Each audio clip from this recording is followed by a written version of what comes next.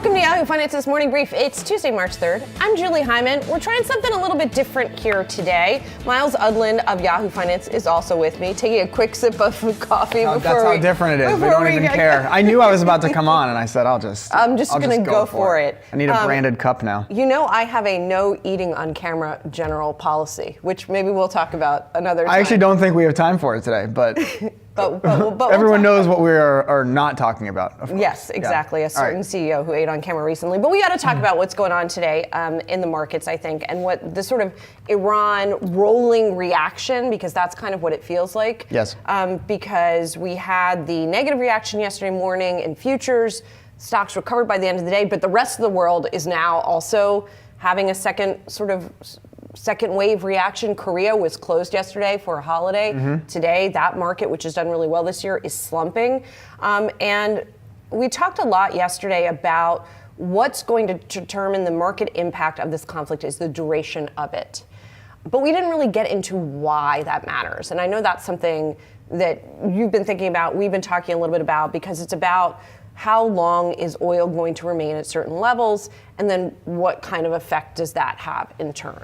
Yeah, so I was looking at something from Bespoke they put out last night in their closer note about, I think, a couple reasons why, to just go to where you started with, like the overnight reaction has been more negative, right? We saw a bigger reaction in Sunday night futures. When we were meeting this morning at 6 o'clock, futures were down 2%, now we're down closer to 1%. There's the durational oil, Fed part of it, but what is the hottest trade? What has been the hottest trade, ex-AI, over the last year? It has been European stocks. And what was most affected and would be likely to be more affected by an extended conflict in the Middle East, just as they were more affected by the outbreak of the Russia-Ukraine war, is not just the European economy at large, but European energy inputs, which are then going to be inflationary for the balance of Europe. And if the big story, the big macro story, again, ex-US AI build-out, which I think remains the most important macro story. But number two is what's happening in the European economy. And so if that all of a sudden is upset or back to a particular point in time when you have supply issues, you have a dual-track economy again with Europe. 2023, it was like, it kind of still is, but 2023, it's like this meme of, Europe is just doing nothing while US and the rest of the world, goes on their merry way. So I think that is this combination of the fundamental problem of an extended conflict in the Middle East,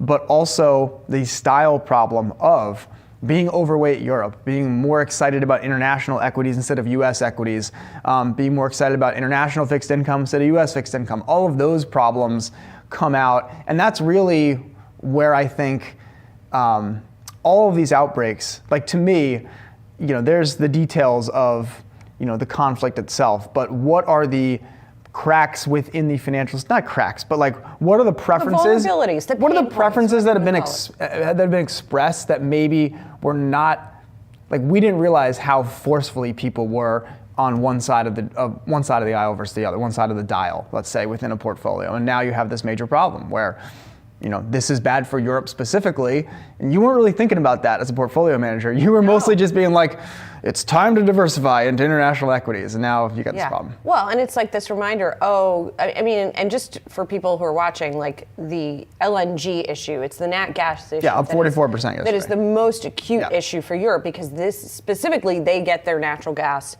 largely through the Mideast, through the Strait. Yep. And so if they're not getting it, and if prices are going up 44% a day, that's going to be a big problem. Maybe it's mitigated to some small extent by the fact that we're coming out of winter. We're a little bit fortunate in that, perhaps. It's almost the exact same time of the Russia, almost to the day of the Russia-Ukraine conflict outbreak. It's true. Although, it's interesting, crude oil prices themselves peaked a little bit after Russia invaded Ukraine and then came down from there. Yeah. So they didn't keep going up. I haven't looked at the natural gas chart going that far back to see what happened there, but so we'll see what happens. But then you get to here in the US, so yes, there is that style problem. Then you get here in the US where we keep just getting these self-owns in terms of inflation. Like these, like first it's like, okay, we're gonna put tariffs. And inflation is going to be stickier because of tariffs. Then you say, okay, we're going to invade Iran and energy prices are going to go up and maybe inflation is going to be stickier because of that. At the same time that we're appointing a guy to run the Fed who we want to cut rates. Yeah. So it's tricky. Yeah, I mean, I think that, again, my view on what's happened in the last day is mostly about this, international diversification. Maybe we were flat-footed there, and this is like very like portfolio level kind of problems. And I think there's some very interesting internals within the U.S. market as well. But if there's going to be an extended problem for the U.S. stock market that results from a conflict in the Middle East, it's going to be exactly because of what you said. It's going to be because Kevin Warsh now can't do what he wanted to do when he takes the seat, presumably in May, which is go ahead and cut rates a couple more times this year. And I think that, like, what is so interesting about the Fed in general is that, like, all people want to know is, are rates going to go up or down? And right now the bet's been rates are going to go down. That's why, despite companies like Microsoft being down 20%, despite multiple themes within the market being completely broken this year, the S&P itself is essentially unchanged, right, because you can still say, well, if rates are going to go down, there's something I get excited about somewhere in here. But if that problem is upset, then yeah. Well, and more than that, it's not just been that rates are going to go down. There's been this general feeling that the economy is okay, right? And so if you look at what's done well this year, energy is number one with a bullet in the S&P 500. Yeah. It has already outperformed. And so if you were already in there, you're probably okay if oil continues to go up or be at these levels. But the other areas that have done well, industrials, is one of the other groups that's been most populous this year, as people are saying, oh, we're going to go long cyclicals, right? The economy is improving a little bit. We're diverse, Is that the economy or is that just AI, though? I guess it's the same thing. I guess it's the same thing. Both, I think, to some extent, right? I think that there is something of a bet on economic expansion, even if it's going to be tepid. And there's also a bet on AI. And if you got a group that is going to capture both, great. Yeah. But if you're not, if we now have this problem with inflation and you're not going to have rates go down, then those groups, just like if you're long Europe and this is going to present a little bit of friction for that, it might also present some friction for those cyclical groups. Here's a question. Do you believe the idea that if economic growth is mostly as a result of a massive AI build out, that it's not real?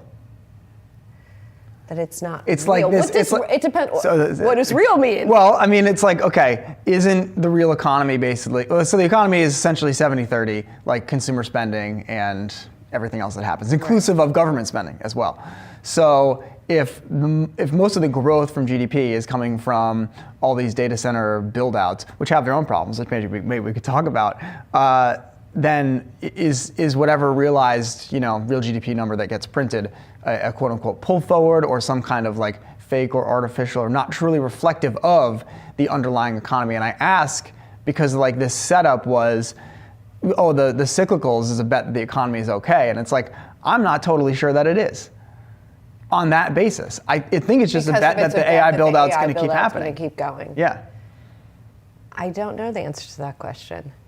You don't have to have an answer. I guess it was a rhetorical question. Although I didn't think it was rhetorical. I thought it was. But you seem to think no, it's not I think a bet on there's the real economy. I just think there's a school of thought that, like, okay, take like pre-crisis, pre-financial crisis. U.S. economy grew 3% or whatever, 4%, because all this investment went into housing. Well, then the houses were overvalued and it came back down. And so, an equilibria type framework would say that was a pull forward and therefore the demand was overstated. It wasn't quote unquote like real demand. And are we in a similar situation as it relates to AI? There's another school of thought that says, well, growth just happens when it happens, and how it happens, there's not like a mean reversion within the economy. I think that feels more I agree. correct to me. I mean, the other thing is like, okay, so if I'm buying an industrial, if I'm buying GE Vernova because it's making gas turbines that are powering data centers and everything else, and they've got a huge backlog because of data centers, and they're churning these things out, is that real? Does it count? Yeah. Well, yeah. I mean, it does, right? It should. Yeah, I think it should count. Yeah, but I think it's like, okay, but is it more real if Walmart's sales go up X amount? I mean, I think retail, it depends how you want to turn your micro into macro. Which is sort of like the entire field in a way of like, which micro signals do you want to then say mean something about the macro?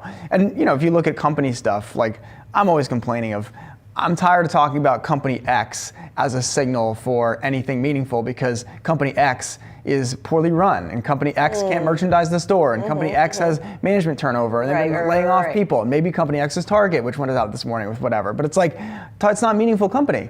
In a macro sense, it's a $50 billion market cap. A lot of people go there, but it can't be like some broader signal. And so so it's kind of like two sides of this. So I'm going to segue to something else entirely then. Yeah. If we're talking about, but this isn't an individual company, this is more broad. Yeah.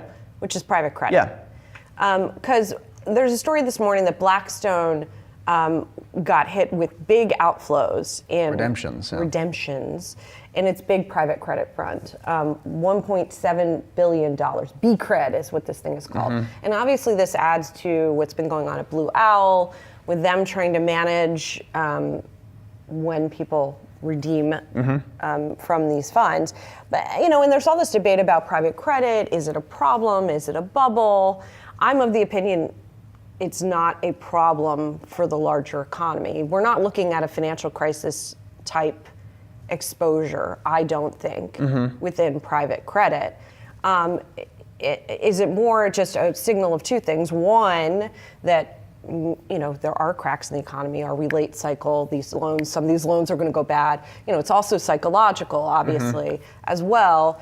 And this financialization of everything, that some of these things are not going to work out the way that especially retail investors wanted them to work out. I mean, I think to me, some of like the Blackstone story from just the last 24 hours, to me is much more indicative of like something you'll hear a lot of financial advisors say, which is like, you got to have good clients. You got to choose your clients wisely if you're able to.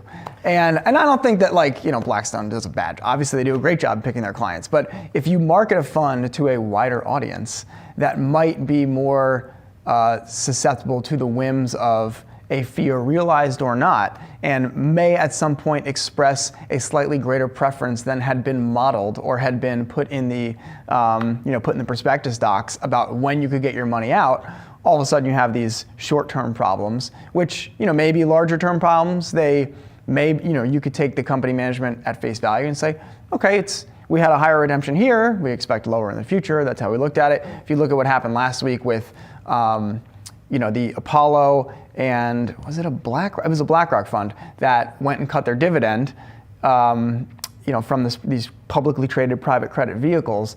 It's essentially just a result of having slightly flightier capital than you have when you are running a very similar strategy but only doing it for the institutional LP set, meaning endowments, pension funds, major institutional investors, all of whom view liquidity and risk and percent returns in a very different way than retail. Right. Like a retail investor, they live in, like you and I, retail investors. To me, I live in like a dollar world, not a percent world. Someone can tell me, oh, you get 6% on this instead of 8% on that. It's like, yeah, but the difference to me between $10,000 and $11,000 is a lot. So, I just need the 11. I don't care if the 10 was actually risk adjusted a better return or something like this, right? So when you have these vehicles that are designed to essentially be, in theory, lower risk, same return, different kind of investment, someone who is now able to trade in and out of whatever they want on whatever trading platform for free instantly, 24/5, 24/7 if the industry has its way. Yeah. You're feeling those dynamics when you're running these private credit strategies, which on an underlying basis might have nothing wrong with them, but you have a different investor set. Yeah, I do wonder what the breakdown is. The assumption is that it's mostly retail who is trying to pull their money out. I wonder if that is actually the case or not, because we don't know. We don't. I don't think. I think it's probably. They don't publish a spreadsheet of every. It's probably a safe. It's probably a safe assumption to make, but I wonder if some of the institutions are also taking advantage of this retail sentiment to try and also tweak their positions at the margins. Or maybe they have their own. It's you invest in a fund, then invested in a fund, and it's a redemption kind of waterfall. I think the thing with retail is that you now have people who have a lot of money in their accounts who may have been professional investors who are now considered retail, trading on interactive brokers. Right. And like that kind of adds up when you've got 1,000 people with a $10 million account, and Yeah, I mean, it's tough. I wonder if if the private credit industry is going to be forced to innovate and like to offer some different products then to try and deal with this. Probably not. I mean, what am I talking about? Of course, got to innovate. More democratization of finance. Right, but these are not very nimble organizations historically, but we'll see. Yeah, not yet. Well, anyway, fine. We'll talk about it another day. On here. All right, coming up on Morning Brief, we're going to talk about some of the retail movers that we are watching today and count you down to the opening bell.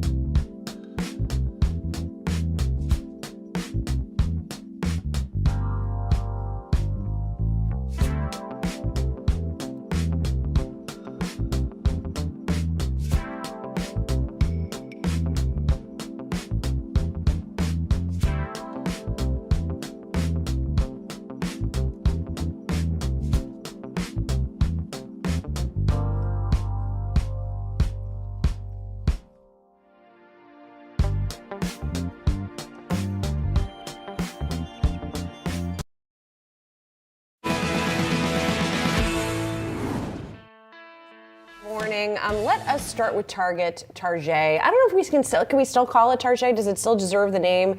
I don't know. But the company's comp sales fell about 2.5% in the fourth quarter. Digital sales were up, in-store sales were down. Mm-hmm. But the company's forecast for the full year is giving a little bit of optimism out there. The shares are up a little bit, right? They got a new CEO. It's giving optimism. It's giving a little bit of optimism. I don't know. And then, Michael Fidelki is the new CEO there, but he's been there for a long time. Yeah. I am rooting for Target. And I was thinking about this morning that, we talk about companies all day long, and there's something about retail where you have a more sort of emotional connection to Right. a brand that you have a relationship with over time. Really hit you harder than SanDisk. You know? Yes. So and I think Gap was in this camp for me for a long time, where I was buying Gap Kids in particular when my kids were little, was a Gap fan for many years, and then it just kind of got meh, but I still wanted it to come back. Yeah. And that's kind of how I feel for Target. I mean, I still go to Target. I was at Target this weekend. Our local Target. For people who are not familiar, we live in towns that are close to each other. That's right. So we have the same local Target. And I went there. I wanted to buy an eyeshadow palette that they were out of stock of. Devastating. So I was a little bit annoyed about that. Because if I'm going to the store, I don't have time to order something from Amazon or Target that's going to get to me whenever. I want the thing right then. Anyway, long story short, I am rooting for Target. I wish it nothing but success, but I don't know if it's going to have it.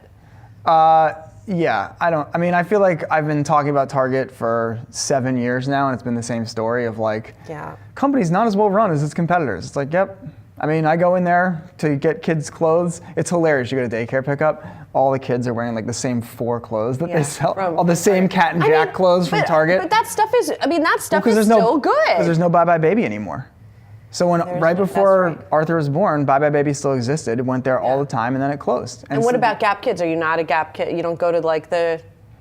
Not as much. I mean, Gap Kids is more expensive than you can get a 3-pack of stuff from Target for $12. Yes. They trash the clothes and they grow out of it so quickly. Yes. So maybe in a couple years we'll age into the Gap Kids where something could get through a full school year. But right now we're in 4 to 6 months. 6 months is a long time for any piece of clothing, unless it's a hand-me-down at this point. Okay, so Target does have that built-in audience, but you're not buying anything else there, I assume. You can get household essentials if you need them. I mean, diapers, but it's just kid stuff, right? It's the only place right now that has the array of gear for kids that you used to be able to get at a Bye Bye Baby or a Bed Bath & Beyond. I mean, you can get it at Walmart, but we don't have as many that are local. Where there's 2 Targets, one that's right next to the Whole Foods, and then the other one on Route 10 that's near the Costco. So there's a reason to be in both locations fairly regularly. I think it's a necessary evil, I guess. I'm in there all the time, but it's just that's the only place to go to get some of this stuff that, I mean, diapers are a nightmare on Amazon. I know you haven't experienced this, but Goodness. They just never show up within a week. Oh, really? Because that's a whole marketplace. That's a whole marketplace problem of third party this, who's actually fulfilling the order. So Target's the place to go for that stuff. That's really interesting. And I was also struck by Target only gets about 1/4 of its sales now from grocery. Walmart's still around half. Yeah. And that's a big difference too, that, nobody goes to Target for groceries. They might as well just get, what's the point of and having it's a big part of the store. In terms of footprint. Yeah, in terms of footprint. Yeah, it's that whole half of the store. It's almost not even worth it. Well, and the Whole Foods is 2 doors down. Exactly. Yeah. And then that's probably the case in many cases where Targets are located. Yeah, the hoteling theory of where you establish your retail locations. There is another retail stock that I want to talk about, which is On Holdings, aka the shoes, the On shoes. Do you remember? It wasn't that long ago that you would see the On logo and you'd be like, "What does that say?" When they first came out, it was sort of confusing what they were. Yeah. And now they're pretty everywhere. They're the official sneaker of commuters on the Morrison Essex line everywhere.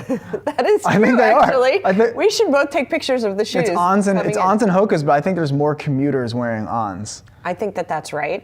The company's sales forecast for this year is a little bit below its own implied 3-year target that it set a couple years ago. So that's why the stock is down this morning. Very analyst speak for me. Yes. Well, I know. It is why it's down.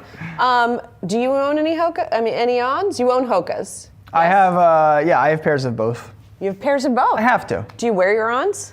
Why do you Not have as much. to? Wait, why do you have to? I don't know. I just have a lot of shoes. Yeah, I don't know. Okay, got it.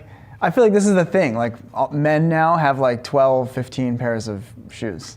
My dad growing up had 3 pairs of shoes. Yes. And I have more shoes than my wife, I think. Wow. Or we're close. We might be at parity. Yeah, we're nowhere There's close. more seasonality, I think, with my wife. But I just have tons of. So I don't know. I've got both. My husband just has Hokas. I prefer my Hokas. 5 or 6 different pairs of Hokas exclusively. The thing with the Ons I found, I've had a few pairs over the years, is there's something about them that I just feels is loose. The upper just gets loose.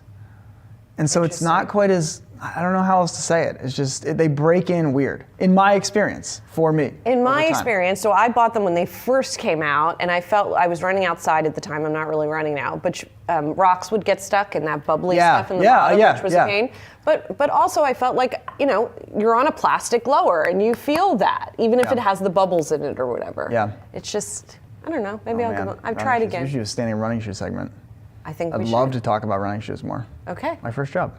That's First real job. Was working in a running shoe store. That's right. Many years. My first job was working at the bagel shop at the mall. So maybe we'll have a bagel segment. Bagels and running shoes. Bagels and running shoes. It's great. All right. Thanks, Miles. And coming up on Yahoo Finance, opening bid, executive editor Brian Stassi is joining us now. Stas, what was your first job?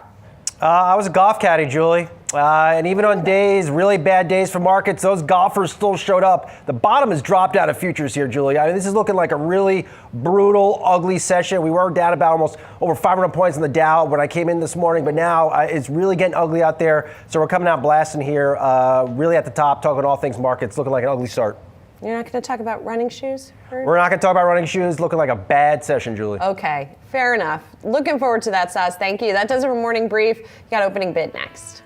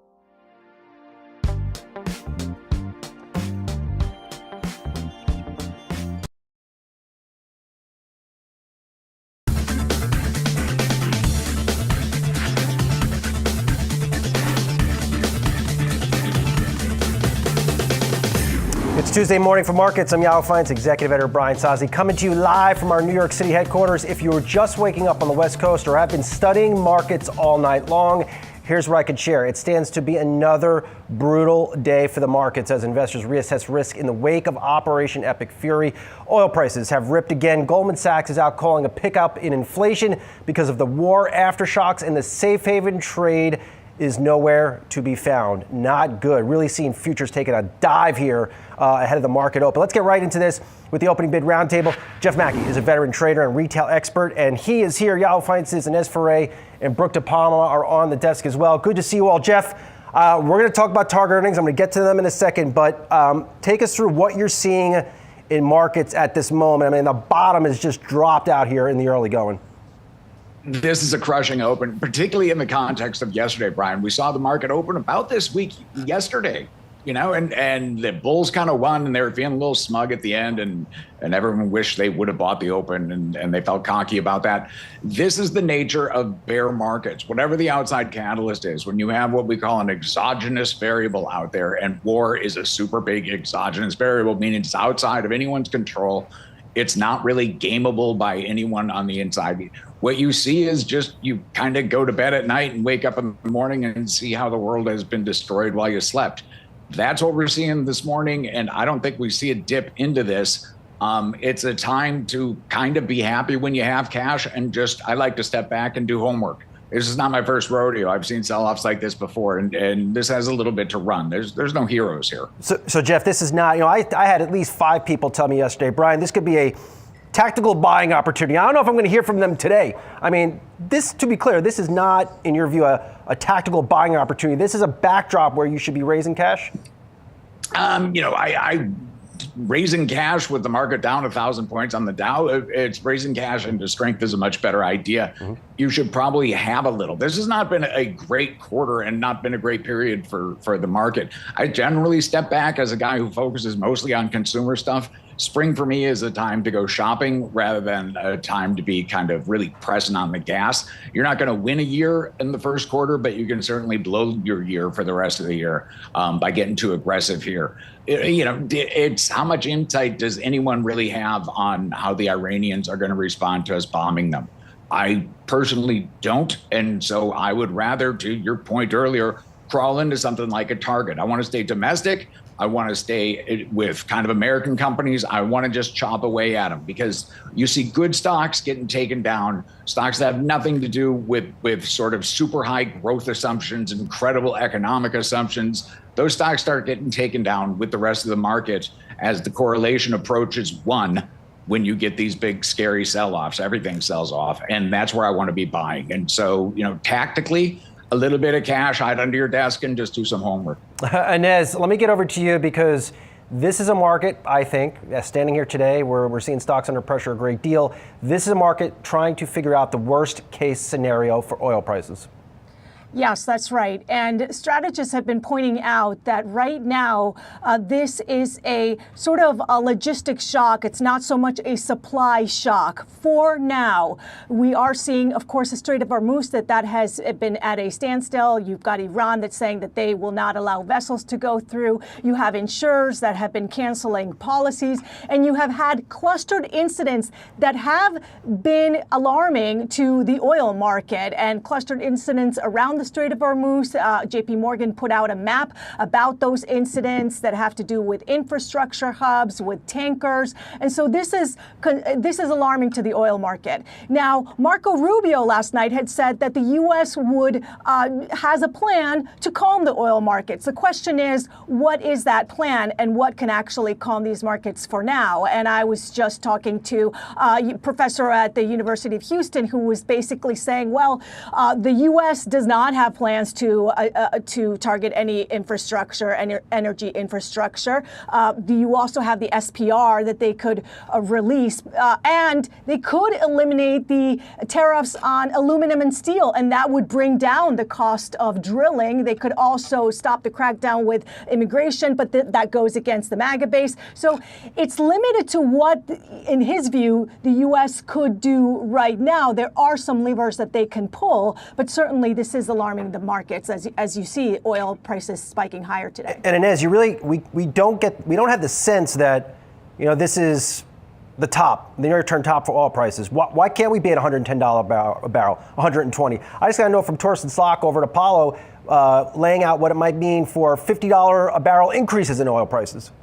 Well, the longer that this goes, the more probability that that will happen. I mean, this is what Wall Street is saying, is that if you have this going on for more than 3 weeks, then yes, you could see, JP Morgan says you could see $100 price oil after 3 weeks of the Strait of Hormuz being closed or at a standstill. So yes, certainly. The question is the duration of this conflict. That's going to be what impacts these prices. And what I think, Brooke, let me get over to you. What the market is also trying to figure out is what is the impact from this, oil prices, gas prices, you name it, to the U.S. consumer. Now, Best Buy and Target out with earnings this morning. Target called out an increase in sales in February. Of course, that was really before the war. I do wonder if these companies, if we're going to get a prolonged increase in gas prices, can these companies like a Target deliver on this optimistic guidance they came out with today? Yeah, I actually just jumped off a call with Best Buy CEO Corey Berry, and what she was telling me essentially was that consumers are resilient, but they are extremely choiceful. They continue to look for price points that work for them. Also, what she did mention was that they do cater to a higher income consumer who we have seen really persist and push through this uncertainty within this macro environment that we're currently facing. That threshold of above $100,000 have really been a consumer, an income cohort, customers that have really been propping up this economy. And she expects that to be the case moving forward, but they're really doubling down on affordability, on the right price points, and making sure that they have the right inventory to really meet what the consumer is willing to splurge on right now. But then you take a look over at Target, and even before the impact of this war with Iran, we're certainly seeing consumers pull back and be choiceful. We saw Target saw a sales slump of about 2.5% yet again after this now has gone on persistent for about 3.5 years. But seemingly, investors are hoping that this is sort of the bottom. Fidelki, Michael Fidelki, the CEO over at Target, who just took the helm on February 1st, is sort of positioning this as this first quarter that we're seeing now is already seeing healthier sales growth, and moving forward, he expects that to continue. And so investors propping the stock a bit higher this morning as they hope that this is the beginning of a new era for the big box retailer. Jeff, I got a sharp take on these Target results. I put out my thoughts on LinkedIn. I did my video. I went live on X very early this morning as soon as these results hit. I think the results sucked. I think Target remains a show-me story. They need to start stacking quarters here before I think you go in there and buy Target shares. What say you on Target? I think we're going to hear a lot from these retail CEOs over the next week or two. How the consumer is going to be resilient amidst this likely increase in gas prices. I think this backdrop just plays again into the hands of Walmart's business model. I think there are so many things that Target can do to improve that business right here, right now, no matter what happens in the Strait of Hormuz. So I'm going to take the other side of it, to be honest, Brian. You're talking about results that were posted under the last CEO. The concerns with hiring Michael Fidelki from the inside was that he was going to continue operations as they were. He wouldn't have a sense of urgency to change what's been going wrong at Target. He has proven that to not be the case at all. What investors are betting on here is that Target's going to do the simple things. They're going to start blocking and tackling again.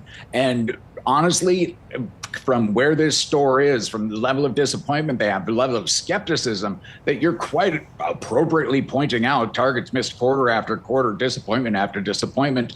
A lot of that has been because they forgot who they were. It's a clean store. They run the nice discount store that's a better place to shop, that you can buy clothes for your baby, feel good about it. They've got to unlock some merchandise. They've got to expand their offerings in grocery.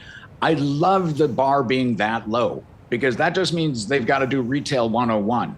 And if you're doing retail 101 without paying kind of attention and respect to these sacred cows that Target's had hanging on for so long, where they've tried to be so many different things that were just tangential to serving customers, they would have been lost. So right now, I like the bar being lower. Walmart, on the other hand, which I'm long both stocks, Walmart, they've got a higher hurdle.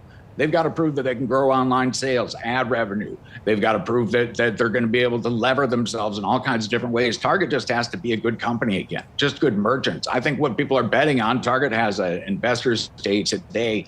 I think what investors are betting on, what I'm personally betting on, is that Michael Fidelki is going to come out and he's going to say, you know what? We've got money to spend, but there's plenty of opportunities that we see in the store, and we can just make it a better experience, starting by kind of remembering who we were, providing service. providing a clean, healthy, kind of respectful place to shop again, and kind of getting in touch with our mojo. That's a low bar at 14 times earnings. I like this company right here, right now. Jeff, I love you, man. I've known you for many years. I'm surprised by this hot take of yours on Target. Let me push back. If the world is going into hell in a handbasket, if we're going to get a spike in gas prices, doesn't that favor Walmart's traffic? Why am I going to go into Target and pay more for food? And I definitely don't want what apparel Target is selling. I don't need that planter from the home goods department. Absolutely not. And you know what? Based on Target's results for the last 2 years, no one needs that planter from the home department at Target. No one needs a dang thing that Target's been selling in anything discretionary. And that's kind of my point. Target didn't burn all their stores to the ground. We haven't gotten to the point where we're JCPenney yet, or we're Kohl's, and there's kind of that musky smell of desperation that you have. They're not quite there. Are they 18 months away? Well, under last management, yeah, they would have been. If you take a smart, aggressive team that's going to come in and do simple things like, hey, you know what? Maybe it shouldn't take me 25 minutes to find a guy to sell me headphones because all the merchandise is locked up. Really simple stuff. It's maybe we should open some check stands, devote a little money to cleaning up the stores. You could change the entire footprint of that operation, and they're planned to. CapEx is going up 20% there. If Fidelki's able to deploy the money that they're spending, the increase of some 20% in CapEx, if he deploys that correctly, and if he gets this company focused on the right things, you can have a $140 stock that's really not going to be very expensive. And you're right. The macroeconomy doesn't help them. But the truth is, there's no way Walmart loses anyway. Target has to stabilize itself. That's good enough for 15 points on the stock. Target taking on Walmart, well, that's when things get a little tougher. Inez, let me get over to you. For those that don't have your depth of experience in covering oil and oil markets, oil prices, you name it, when does this spike in oil prices translate into higher prices at the pump? Because I think that is going to be very key as pertains to consumer sentiment, as pertains to a comeback story like a Target, and frankly, how it pertains to retail doing well in the first quarter. They already have started at the pump. You already saw prices going higher from Sunday into Monday into today. We are already at $3 per gallon for gas prices. You've got Gas Buddy that is saying, look, at $3.10 right now, jumped up by 10 cents from yesterday. So you have a Gas Buddy, Patrick Hahn from Gas Buddy saying that you will see prices this week going from up by 10 to 30 cents per gallon. I've spoken to other strategists that are saying that you can see prices. I mean, if this really continues and you see oil going into triple digits, you could see prices double. I mean, that's some of those are some of the forecasts out there. But it's got to continue, and you've got to see oil going above 100. But certainly, it's already starting, and this is one of the points that the Trump administration doesn't want to see higher energy prices. That's been the cornerstone of what they're talking about, the affordability, especially going into the midterms. Jeff, Brooke, Inez, thank you so much. I know it's a very busy morning. I appreciate really important context here.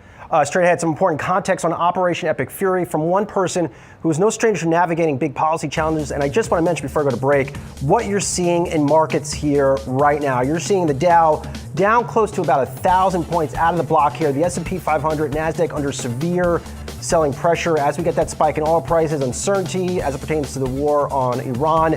Markets are trying to price in. You just saw the Dow now drop over 1,000 points. The market's trying to price in some potential worst case scenarios here. We'll be right back.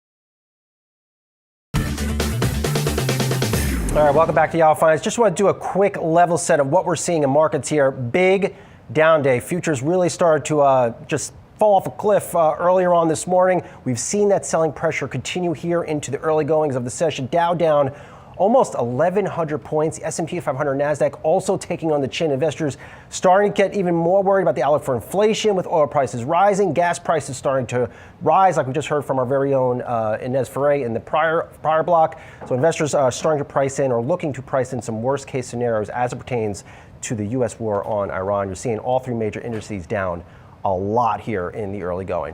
Now, markets are clearly hanging on every update on Operation Epic Fury. And what you are seeing right now, as I just mentioned, are investors beginning to price in worst case scenarios from the war, whether that's higher for longer oil prices or a Federal Reserve that is unlikely to help calm the waters.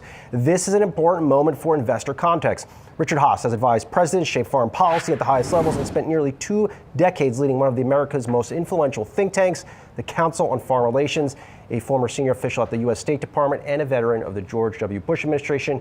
He has been at the center of some of the defining global debates of our time. Richard, so good to see you here this morning. I'm sure you heard me right now talking about how the markets are reacting here. I mean, help us understand where things stand right now as it pertains to the war. And I really enjoyed your newsletter. You listed up some clear reasons why you are uneasy with what you are seeing here at this moment. No, you're right. I'm not easy. I'm not comfortable with it. We've started this war with really unclear objectives. It's not clear to me exactly why we started it when we did, but that's history. We are where we are. The problem right now is essentially it takes two to end it. One question is, what will the United States be willing to settle for? We're not going to get everything we want. We're clearly not going to get regime change in Iran. And the question then is, it takes two to stop a war. So even if and when the United States is ready to signal it's had enough, will Iran agree? Because right now, Iran is attacking virtually all of its neighbors. It's interfering with shipping, which is the reason we're seeing oil prices spike. So the markets, I think, are behaving quite rationally to a war that on our side does not seem to be, to be blunt, competently led. And you've got this uncertain now leadership in Iran, given all the assassinations that have taken place. So the markets are, finally, yesterday was an odd day. It was sanguine. Today seems to be much more rational. Richard, there's one word that you called out that ties a lot of this stuff together. You're saying that the Trump administration has been undisciplined in their approach. Unpack that for us. Yeah, that was the word I used in my newsletter and Home and Away. It's a harsh word, but I think it's true. They were undisciplined in their analysis. Any comparisons between Venezuela and Iran seem to fundamentally misunderstand the nature of Iranian society and politics. I think they've been terribly undisciplined in their articulation of objectives. Indeed, setting a regime change as an objective is not something that military force can accomplish. Different voices in the administration are saying different things about why we got into the war, what it's going to take for us to end the war. That's just a lack of, again, discipline. It's a lack of rigor, and it's worrisome. Do you expect boots on the ground? I do not expect boots on the ground. Iran's a country of over 90 million people. To put boots on the ground in any way, certainly in any meaningful way, I think is a total non-starter. We'd be there forever. We'd lose thousands of lives. So I just don't understand why we would put boots on the ground. I think the more likely scenario is not that we do that, but at some point we roll back some of our ambitions. And instead of focusing on bringing about regime change, as desirable as it might be, we basically limit our goals to diminishing Iranian military capabilities. And then we see how we can bring this war to an end. Where you began your report with higher oil prices, this goes obviously opposite all the affordability concerns in the United States. I think it's a question of when, not if, and sooner rather than later, that this administration, this president begin to have some regrets about what they've started here.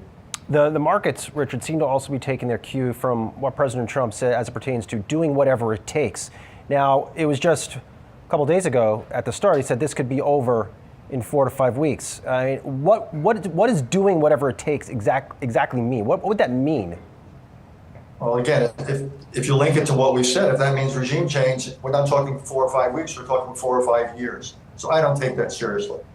The administration is talking tough. If you remember, it talked tough in early January about how we were going to make the regime pay for killing people. Well, the regime killed tens of thousands of people, and we didn't do anything about it. So again, I think this is rhetoric divorced or separate from policy. And like I said, I do not think we're there for 5 weeks. I'm not sure we have the physical ability, given the shortage of certain types of munitions, to fight an intense war for 5 weeks. So again, I think sooner rather than later, the United States is going to start looking for a way to reduce the heat here, reduce the temperature. And then the big question is, can we persuade the Iranians to follow suit? How do you think this will play out in terms of U.S. public opinion, especially ahead of the midterm elections? Well, in the short run, public opinion will turn increasingly against the war. It's a war of choice. It's not a war we had to fight. I think what you'll see when people go to the gas stations this weekend, they have to pay more. They're not going to like it. We've already lost a half dozen servicemen. They're not going to like that. So I think in the short run, this will be a real negative. My guess is by the time the elections come around, there'll be enough other things. That's still, 8, 9 months away. So this war, I'm thinking, will be way in the rearview mirror by then. There'll be other issues that'll drive the midterms. What's the future, Richard? What's on the other side of this? When this war ends, what does Iran look like? That's a really good question. My sense is it looks a lot like it looks now. Whether it's a clerical leadership or a security-led leadership, pretty radical, still anti-American. Unfortunately, it's not going to be a democracy or a pro-Western country anytime soon. I think the real question is, to what extent does it rein in its aggression against its neighbors? I think that's more likely than not at some point. To what extent, though, does it continue to try to build ballistic missiles, drones, support proxies, and have put into place the prerequisites of a nuclear weapon? So even if we get to the point where this crisis calms down, we have to keep in mind, Iran is not a status quo country. It's an imperial country. It has lots of ambitions. So this won't be the last chapter. So even if we get through this one intact, there's more chapters to come. Richard, real quickly before I let you go, what is this? President Trump has gone in there. He's taken action in Venezuela. He's taken clearly action against Iran, removed those leaders. What does this mean, if anything, for the Ukraine-Russia war? Does this bring it to an end? It's very bad for the Ukraine-Russia war. We're using up all sorts of munitions. Means Ukraine is going to, and the Europeans are going to have less access to what they need to fight that war. I think the Russians are happy that the United States is distracted in the Middle East again, that we're focused there. I think it sends messages that great powers can use force with a degree of impunity. So I would think Mr. Zelensky and Ukraine are looking at all this, and there's no silver lining here for Ukraine, I'm sorry to say. Richard Haass, thank you so much. I appreciate this. Very, very helpful insight. Thanks for having me. All right, before we go off for a quick break here, I do want to get one more look at the markets here. Markets under severe pressure.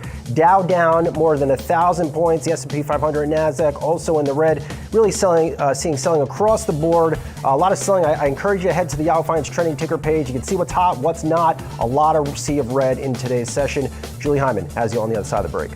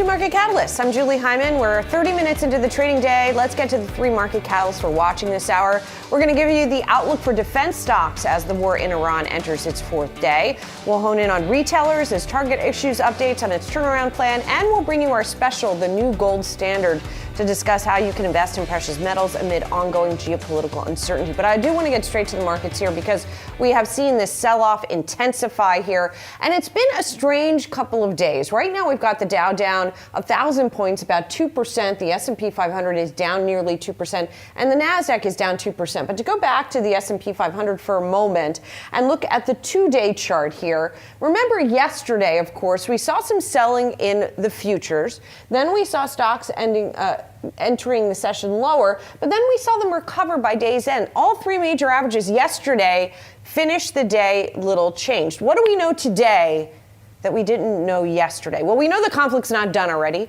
We know that the war seems to be, if anything, expanding in terms of the intensity. We got some commentary from members of the administration yesterday that we would see another, maybe even larger wave of attacks on Iran from both Israel and the United States. And of course, we have seen Iran's also retaliation expand to some extent within the region. So all of that making perhaps market participants take a step back and say, okay, this is not going to be sort of a quickly finished situation here. And the other theme that we were hearing again and again is that it matters how long this lasts, how long oil prices are elevated, and then what ripple effects that causes to the markets, to the U.S. economy, to the European economy, as Miles and I talked about earlier. So all of that causing this then downward push that we've seen. I also want to take a moment to just talk about what we're seeing globally, because in particular here, we of course always have U.S. markets closed, then you have Asian markets open and things spreading across the globe, and that's indeed what happened. Korea, I want to call out in particular, down 7% on the day. It actually was closed for a holiday on Monday trading, so this was the first opportunity that investors had there to react to what was going on. It's also a market, by the way, that has done remarkably well year to date. So you're seeing the sell-off on the back of that. So just something to point out, but we saw selling in Japan, in China overnight, and then spreading quite deeply to the European markets as well. So that's sort of the context for what we're seeing in today's session here. And then, of course, we have to talk about what's going on in the commodity markets, because that is the impetus behind a lot of the selling that we're seeing in stocks. Crude oil futures today, we're looking at WTI, is above $77, up 8% today. Again, to look at the 2-day chart of what we've been seeing for oil prices here, you had little change yesterday. By the end of the session yesterday, oil was a little bit sideways.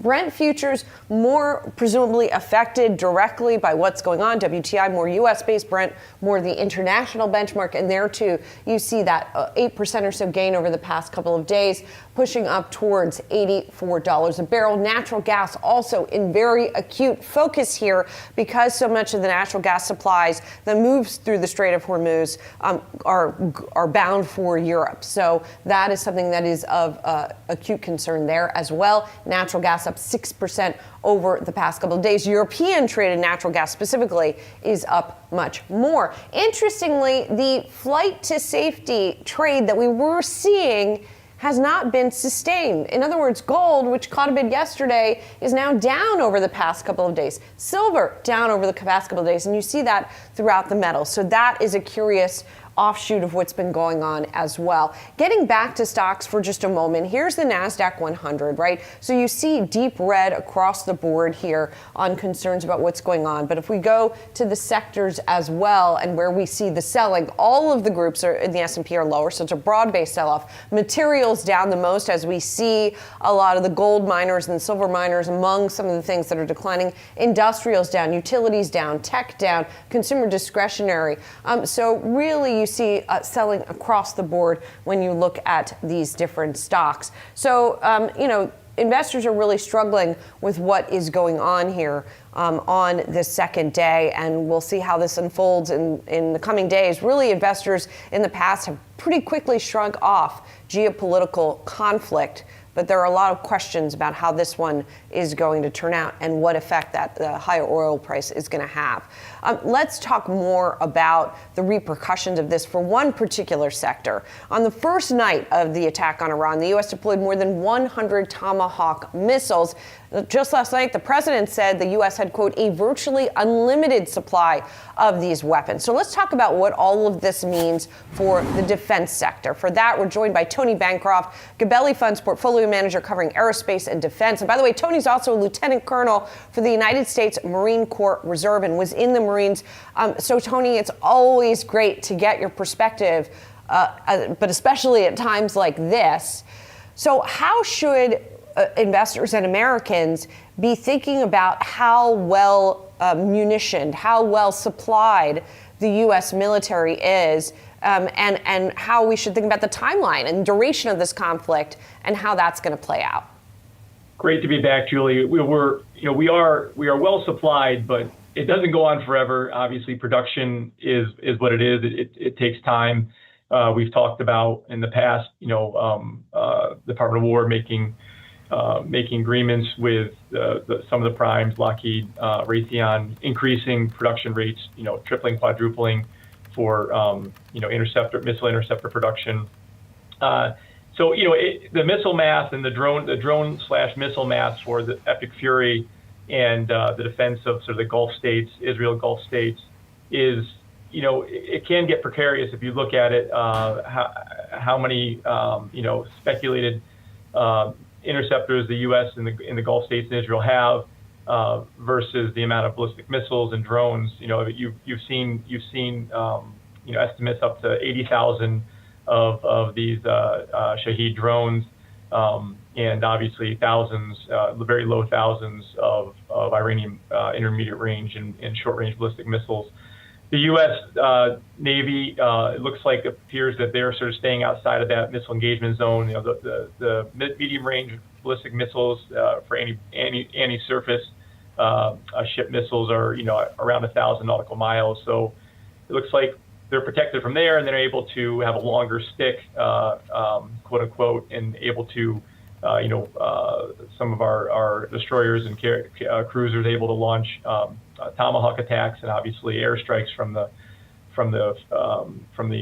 Abraham Lincoln and Gerald Ford outside of those ranges. So, as we're able to strike Iran essentially unopposed, we have air dominance. There have been reports that Israeli fighters have been circling overhead Tehran and dropping directly, direct munitions right overhead. We're trying to degrade, their production, stockpiles, launcher capability for these weapon systems. But it does get precarious as we run this out with saturation. They're launching, hundreds of drones and missiles per day, and it does inundate our defense systems. So it's a little bit of a problem.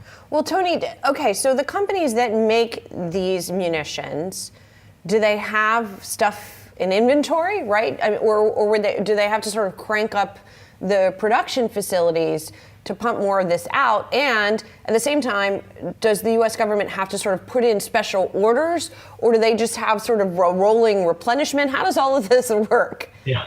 So, I mean, you've pretty much answered it. They do have inventories. The term I think has been thrown around is they're becoming, or potentially can become strained in probably the relatively near future as this goes on.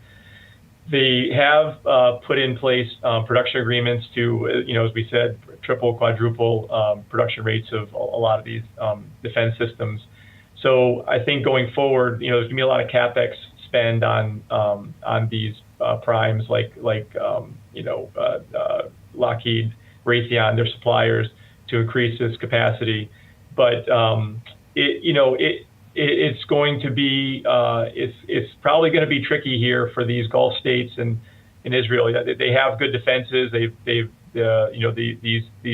countries have bought a lot of defense weapon systems, but it's not as layered and as well fortified as probably what's going on in Ukraine. The war there has taught a lot of lessons, and I think we're learning this quickly, and it's just going to take time. But the U.S. is conducting quite a bit of high volume of strikes. Probably the most we've seen in recent times, maybe in the history. Post World War II or in recent times. You're seeing a lot of expenditure of our ordinance right now. So we'll see how this plays out, but it's definitely it's an issue, obviously. Okay, so let's talk about then sort of financially and stock-wise what this is going to mean for these companies. I mean, I was looking at your ETF, GCAD, which has a lot of these companies. It's up 21% this year. It's up more than 60% over the past year. So there was already a lot of optimism baked in. How material could this sort of replenishment cycle, that quadrupling, et cetera, how material could that be? And is some of that already priced in? Or does that just represent upside? I think, of course, there is a material amount that has been priced in just because of the recent announcements on production contracts and the increases there. But I think there will be, as we said, there will be a lot of capex to increase the production on these primes. But the reality is, this is essentially locking them in for longer term growth. And essentially their moat gets wider, deeper, and bigger. You can take these legacy missile systems, which are decades old. The Patriot, THAAD is newer, but still, you could take these systems and upgrade them, put new software in, new sensors, seeker head, new motor, improved motors. And you essentially can improve them and make them the next generation missile. You don't need to come and get a new full production contract. So these long-term contracts in the production capacity are definitely beneficial to the primes that are built and the suppliers. There's a huge chain of suppliers that build these weapon systems, and it's just going to probably need a lot more production and capital going that way. Tony, I know you're a stock analyst. You're not a military analyst, but having the experience that you have, both watching the industry and yourself being a member of the military, I mean, how do you think this is going to play out in terms of how long this could potentially last? It's interesting enough. My old squadron, VMFA 314, the Black Knights, are on board the USS Abraham Lincoln right now. With the Carrier Wing 9, so they're conducting strikes in the F-35C, and it's a serious thing, and I think our troops are the best trained, most competent in the world by far, and I think the Allied forces here are doing good work right now, trying to minimize the capability for Iran to launch these strikes. And I think over time, I think that's going to come to fruition. I think the ability to sit outside of their missile engagement zone for the U.S. forces and on our Navy ships and conduct strikes is a big advantage. And then Israel, obviously, being further away in the Mideast, it gives them more time to react. But in the near term, it's probably going to be pretty volatile and pretty dynamic. But I think overall, it's probably going to go well. Tony, wishing all of your friends there in the squadron a safe, successful mission and safe arrival home. Thank you so much for your time. Appreciate it. Thanks, Julie. Coming up, we'll take a look at Target's earnings as its new CEO starts his tenure there as we continue to watch stocks sell off.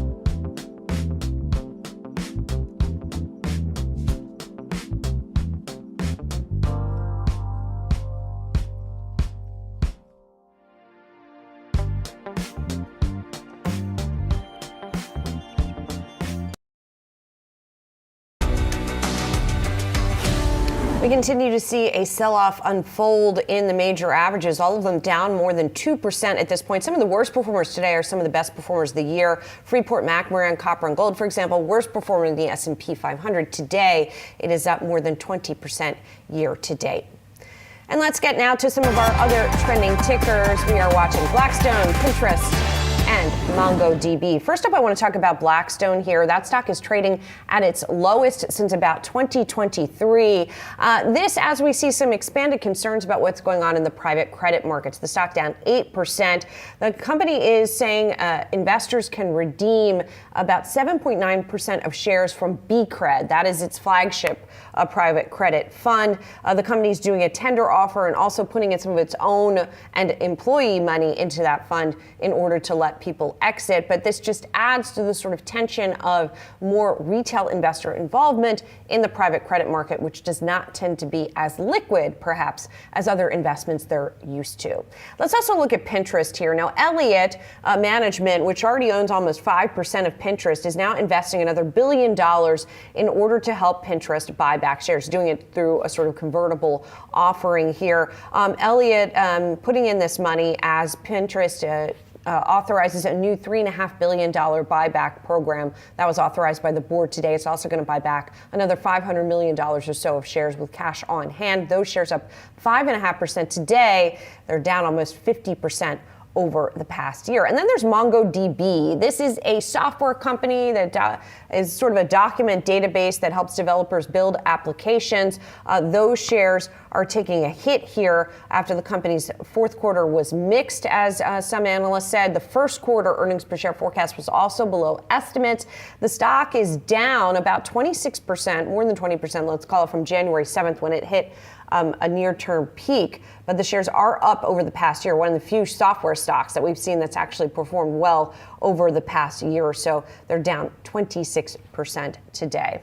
Let's also talk about Target, because those shares are still in the green despite the downdraft we're seeing in the market. That's after Target issued upbeat guidance for the year. The retailer started its turnaround under a new CEO, Michael Fidelki. He says the company's at an inflection point. Joining me now, David Bellinger, senior analyst at Mizuho, to talk more about this. Is it an inflection point, David? Does this quarter show that? I'd say no. So thanks for having me on. So if you look at the Q4 print in and of itself, it was okay. You still had same store sales down about 2.5%. You did have an earnings beat here, somewhat better expense controls. But what everyone's excited about here, at least early in the market, you've got Target guiding to a pretty high bar in 2026. EPS at $7.50 to $8.50 per share. I think the bogey was more around 7+. So they may have set a high bar for themselves, but the company is about to speak at their analyst day here in Minnesota. That's what everyone's looking for. This turnaround plan, there's a lot to be done. There's a lot of store refreshes. I want to hear more about grocery, resetting the home category, doing more in apparel. So I think that'll be some incremental content today. We just want to hear how Target is funding this and how much it's going to cost. It should take some time, though, until the business hits a stride. And I think Q4 could have been better, but I think everyone's looking to this analyst day and what's going to happen over the next 2 to 3 years or so. A little bit of a small digression here, David. And I'm no retail analyst, but I was talking about this earlier, the grocery share for Target. So it makes up about a quarter of their sales. At Walmart, that figure is closer to half, right? And I'm just curious, what does grocery do for Target at this point, right? I don't think that grocery is sort of a part of Target's identity that it needs necessarily. Why even keep grocery for Target? Why not just emphasize the other stuff that sort of it does well? Great question. So they've had issues with traffic in stores. This quarter down about 3%. Grocery could be that anchor that gets you in the store every week, every 2 weeks or so. They are more of a discretionary retailer, though, and that's what Target is known for. They've got a lot of unique merchandising in home, in apparel, but the merchandising just hasn't been there lately. Companies sort of lost their focus. They've got the new CEO coming in. They've got a lot of employees back in the office, merchants especially. We saw something like this with Five Below, where they lost their view a bit, but it took a little time to get back. But it's such a hard business to hit and get right each and every quarter, and plus be in stock. So I think what Target's going to talk about today is getting more of that frequency of purchasing power from the consumer. Maybe you get your grocery anchor and then you go and spend into those higher ticket, higher margin type discretionary items. But you definitely need some appeal to get people back in the store. Maybe grocery is one way to do that, among others. Yeah, I mean, I don't know a single person who shops at Target for groceries, right? And we were just talking about it earlier, like my local Target is next to a Whole Foods, right? There, I think that we think of Walmarts perhaps as being more of the only option in some areas. Are there places where there's Target where it's kind of the grocery option? I would imagine that's much less common.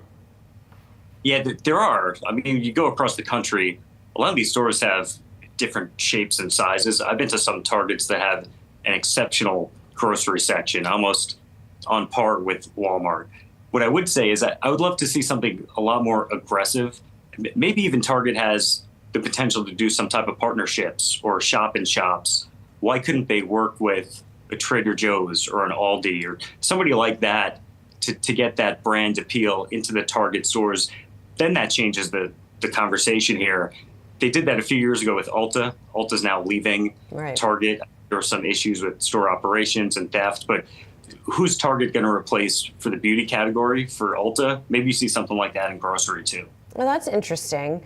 Okay, so when it comes to the other stuff, the merchandising, the other things that it is known for, what's most important? What do you want to hear from Michael Fidelki when he's giving his presentation? I want to hear more about in-store labor. I think this is what we hear from a lot of customers and investors is that Target stores aren't operating at their full potential, right? You've got messy apparel sections, a lot of self-checkout, the registers aren't manned. So we're running some math of adding an incremental person per store across the full year for every operating hour. That could be something like 30 cents of earnings power that gets hit.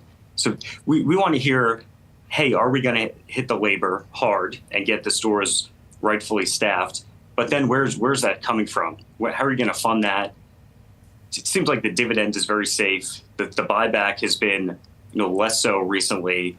And then Target's doing some other things where you've probably got a lot of AI implementation to take costs out of the business. They just broke a pretty big lease that they had in Minnesota for some unused real estate that they've had on their balance sheet and things like that. It seems like there are avenues that they can pull back some costs to fund this, but I don't know if that's going to be 100% funded. Or we just have to have some type of earnings hit over the next few years. It does seem like the profit rhythm won't be smooth here for Target. Yeah, well, it's going to be a really interesting meeting to watch, David. Thank you. Appreciate your time this morning. Great, thank you. We got much more coming up. We're going to be focusing on gold for the next half hour. You're watching Market Catalyst. Stay tuned.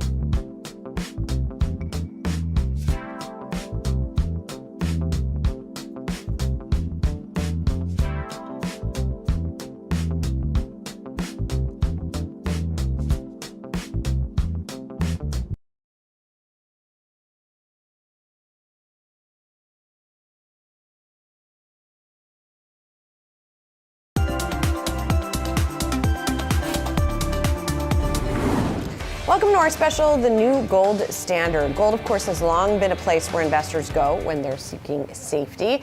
Now, everyone from retail investors to central banks are following the precious metals market like never before. To better understand the gold market, let's take a look back at the precious metals journey over the last several years. Starting back in 2019, from December of 2019 to June of 2020, gold prices increased by $500 an ounce, with investors flocking to safety amid the pandemic. Then if you fast forward to October of 2022, that then ended up marking the lowest price of gold in the 2020 so far at $1,656 per ounce. That pullback due to the Federal Reserve hiking interest rates to combat ongoing inflation.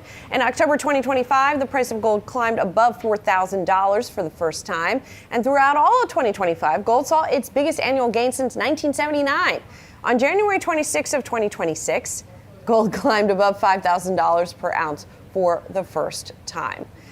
And gold had that record run in 2025. Wall Street thinks the gains can continue. For more on 3 reasons why Wall Street is bullish, we're joined by Yahoo Finance senior markets reporter Ines Ferre. So still bullish here, even after some of the big gains that gold has had. Yes, even after some of that momentum and some volatility that we've seen with gold this year, Wall Street is still bullish and has been doubling down on their calls for gold. You have JP Morgan that is predicting that gold will reach 6,300 by the end of the year, arguing that it's a strong portfolio hedge with the Middle East conflict, underscoring some of the drivers of higher gold prices, including geopolitical risks, ballooning deficits, and the risk of weaker growth.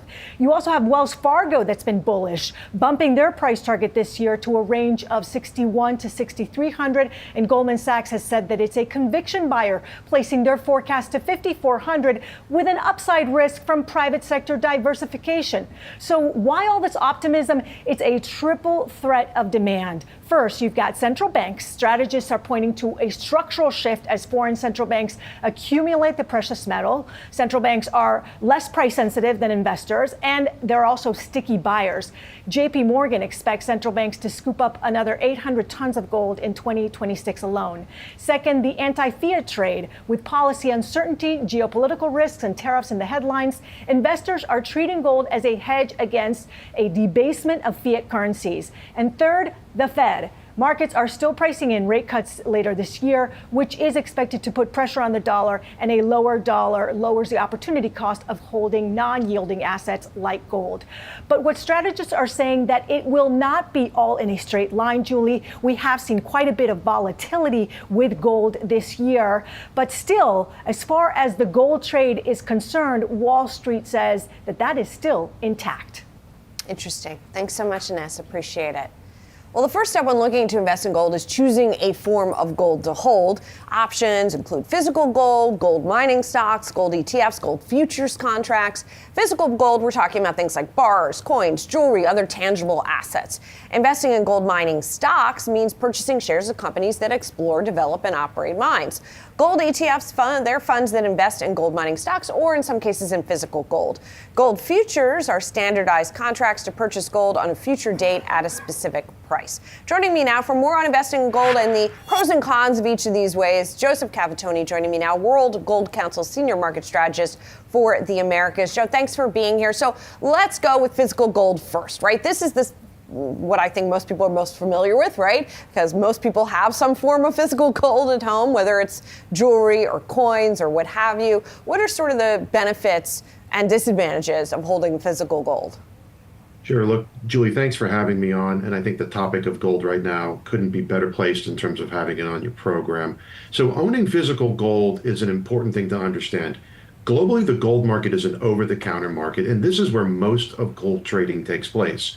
What you need to understand and what you need to appreciate when you're transacting in the space is understanding the shape, size, weight of the type of gold you're purchasing, and actually the physical element and what that means. That means you need to find a place to store it, you need to ensure the place to store it, and you need to deal with the logistics of moving it to and from that location for storage. That's probably the biggest element that people need to understand when they think about investing in gold. In addition, you may have to do a little more work to understand the pricing dynamic of what it is you're buying. If you're buying a coin or a bar, there may be a premium attached to the price that you regularly see in the media or on a screen. You just need to understand what that is and do a lot of good work to make sure that you're getting the right kind of pricing when you're looking to sell, not getting deep discounts. When it comes to jewelry, less liquid, but definitely something you could use if you're definitely looking at long-term store value. But I'd say that right now, if you're looking at the physical market, understanding the logistics of moving it and storing it, probably the key component. And Joe, if you don't want to bother with the logistics of moving it and storing it, then you might go for something like a gold-backed ETF. GLD is the biggest of those. So walk us through what the advantages are there. Sure. These are really instruments that are well designed, physically owning gold in a vault, doing all of the logistics I just talked to on your behalf for a management fee. Simply put, as easy as buying or selling a stock is how you are buying and selling an exchange traded fund that is owning physical gold. Where I think it's important for people to pay close attention is understanding specifically what the instrument's holding. Those that are fully backed, fully owning gold bars in a vault will track the price net of a cost, that management fee, and that's actually a very good proxy for owning gold. If you're looking at levered or inversed instruments or instruments that use derivatives or, like you mentioned, maybe mining stocks, you won't get the same price performance that you're expecting if you're looking just at the gold price. So just know the type of underlying that the asset holds and actually look at the types of liquidity that come along with it. But very liquid, very commonly used instrument, and actually right now being adopted worldwide. This is what's really kind of exciting about the ETF space. Growing in China, growing in India as an instrument of owning gold versus the historical volumes of gold being bought in the physical space in those markets, but obviously very pronounced in terms of a US presence. And what do people need to know about gold, the gold futures market? You know, we're talking about some of these, the ETFs do all kinds of different things. Some of them are physically backed, some of them own gold miners, and some of them own some of the other instruments, or people can invest in the futures directly as well. Well, the futures contract by design is a leveraged instrument. So if that's something that's interesting for you to obtain, then that's definitely something to take into consideration. But remember, these contracts have maturity dates, they roll, and there is a cost that comes along with hitting that moment and making a decision to roll your contract. So you need to unpack that cost element of owning the future, but also understanding as a derivative of the instrument, and due to some of the logistics themes that we've seen around the globe in recent years, they may trade at premiums to the spot price of gold. Again, if you're looking to get the spot price for gold, pay close attention to how each of these instruments will perform against it. And that's what I'd say about the futures contract. Derivative, leveraged, very effective instrument, just understanding the roll cost and understanding what you might see in terms of volatility and premiums to the price of gold. Well, and speaking of which, you mentioned also the gold miners. You know, you have to be aware of that sort of differential. And it's always been interesting to me how gold miners definitely don't trade one-to-one with gold prices, right? Sometimes they underperform by a lot, sometimes they outperform. So I guess people just really need to be aware of that if they're getting into those kinds of investments. They sure do. And actually, one of the themes that has been talked about over the last 18 months has simply been the speed with which the performance of the mining stocks is catching up to the underlying metal. That's because they're companies, they have balance sheets, they have business plans, they have lead times to get production into the market so that they can capitalize on the higher prices. But look, very interesting sector in the market. Lots of discussions here where I am in Canada at the PDAC conference where we're talking about producers and developers in this market. Really exciting opportunity, but again, it's a company first, and its performance is derived off of the underlying metals that they're actually extracting from the ground. So just know that that has implications when you're looking at truly tracking the gold price. And finally, however people want to invest in gold, if they are investing in it, is there sort of rule of thumb for the role it should play in portfolio, the size of positions that is good for most people? I know there's no one size fits all, but just any general kind of ways of thinking about it. Definitely. The first thing I'd say is what you've already highlighted in the program, which is the structural shift from being kind of a tactical allocation or a short-term trade to more of a strategic asset. That's the key element here. People are looking and investors are considering on a global scale, how do I hedge my portfolio? You need to understand what it can do as a component of your portfolio, find the optimal allocation to maintain your performance, and also see the benefits of the liquidity gold brings and the protection it can bring you as a unique diversifier in your portfolio. So keep your bonds, keep your equities, add gold to that and see how it actually impacts the overall performance. And on that curve, you'll find an optimal allocation ranging 2, 5, maybe even upwards to 10%. Again, thinking about it as a component of a portfolio. Gotcha. Joe, thanks so much. Appreciate it. Thanks for having me. Coming up, more everyday people are buying and selling gold assets. We'll take you inside a New York City coin shop, seeing a rise in its business next.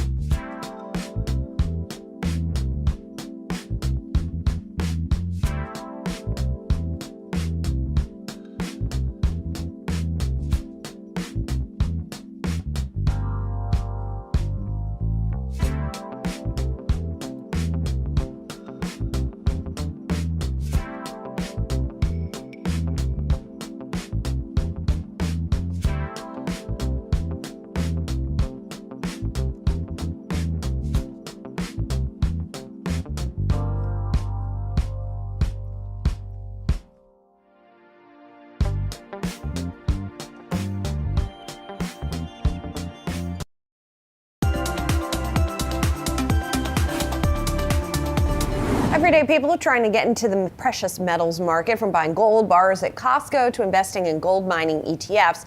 I visited Stack's Bowers Galleries here in New York City. It's a rare coin auctioneer and dealer, and I saw firsthand how the price of gold is changing their business. Here's what Viken Yegparian, Stack's Bowers Executive Vice President, told me on the visit. Look, you could take this coin, you could spend this for $50. You'd be crazy to, obviously, because it's got, almost $5,000 worth of gold in it. There's the past year where gold has been going up and up and up, and silver's been going up and up and up. And then there's the past month where the gyrations have been crazy. So first, what have you been seeing? That increase in value brings out people. They hear something on Yahoo and they say, oh, wow, gold's up. Let me go look in the underwear drawer. Let me go look in the safe deposit box. That's a gold coin. It's a $4 gold piece, and it's going to sell for $150,000 or more. You could take this coin, which is just a 1 ounce gold coin. It nominally has a denomination of $50. You could spend this for $50. You'd be crazy to, obviously, because it's got almost $5,000 worth of gold in it. So this is the St. Gaudens $20 gold piece, same design. So how much is that coin worth? This has just a little bit less than an ounce of gold. The gold value is so high, and these are common enough as a series that they don't trade that much above their gold value. So can I touch one? Yeah, absolutely, just by the edges. Can't hurt it too bad, it's gold. There's the value of the actual gold or silver or whatever metal these are made of. What else determines the value? Sure. For a collectible coin, it's going to be some of the basic things: supply and demand, quality, and how rare something is. So older isn't necessarily better if there's still lots of them around. Look, we're in a time of peak metal values. I mean, with silver having topped $100 and then some, gold well over 5,000. Collecting has morphed and evolved over the last almost 200 years. When the current generation of coin dealers and collectors who are in their 60s, 70s, 80s today, when they were kids in the 50s and 60s, coin collecting was huge because you could still find old cool things. But back then you might have gotten an Indian penny from the 1800s, or baseball cards, comic books. It was just something that they did with their friends. People collect watches, Pokemon cards. I mean, $1 million Pokemon card, it seems crazy, but as those kids who collected Pokemon cards and they make some money later on, they never got the special Pikachu or whatever, and they've got money in their pocket and they're willing to spend on something that's truly rare, and so you only have so many that are left. Should I get my stuff to show you? Please, let's get a fresh tray. These are both silver half dollars. Kennedy half dollar came out in 1964, and only that first year was made out of full silver content, basically. Today is worth maybe about $25, give or take. With silver so high, that's what happens sometimes. The silver value or the gold value can overtake any kind of collector value. Got it. Like, even as we've been standing here, the doorbell is ringing. There's been a steady stream of people coming in here. Is it always like that? Where there's the profit motive, profit potential. I mean, if you've been sitting on something, just to put it in perspective, when I first started in this company 26 years ago, gold was under $300 an ounce. It bottomed out at $257 an ounce in 2001. It's now almost $5,000 an ounce. So if someone bought 1 ounce gold coins in 2001, they're sitting pretty. That was definitely an educational and fun visit. Coming up, a guide to gold valuation. We're looking at some familiar items and breaking down how much they're actually worth in terms of the gold in them. Stay tuned.